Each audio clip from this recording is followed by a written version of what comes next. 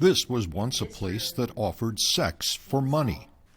The women who worked here were exploited as sex slaves.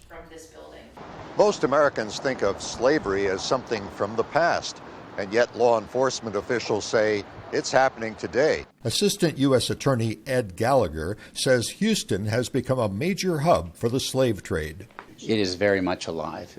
It is a modern-day form of slavery.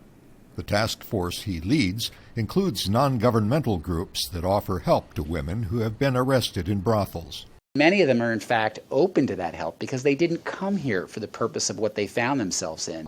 One of the people offering help is Cheryl Briggs, a U.S. citizen who ran away from a broken home at 13 and was forced into prostitution. I was a victim and didn't know it.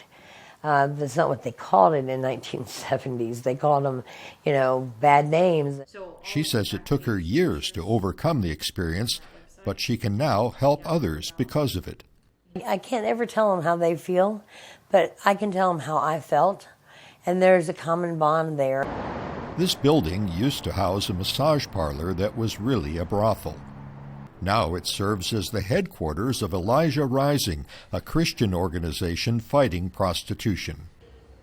Samantha Hernandez has been helping to develop a museum of modern slavery in rooms once used for sex. The purpose of the museum is really to pierce the conscience of a city, to uncover what is hidden in these dark places. She says Elijah Rising obtained the lease on this property after convincing the landlord to evict the spa operators.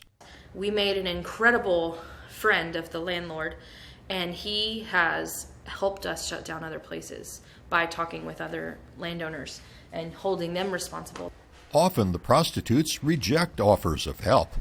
Hernandez says this comes from years of abuse and degradation. When your body and your mind take on so much abuse, you disassociate either inside of yourself where you become like a zombie.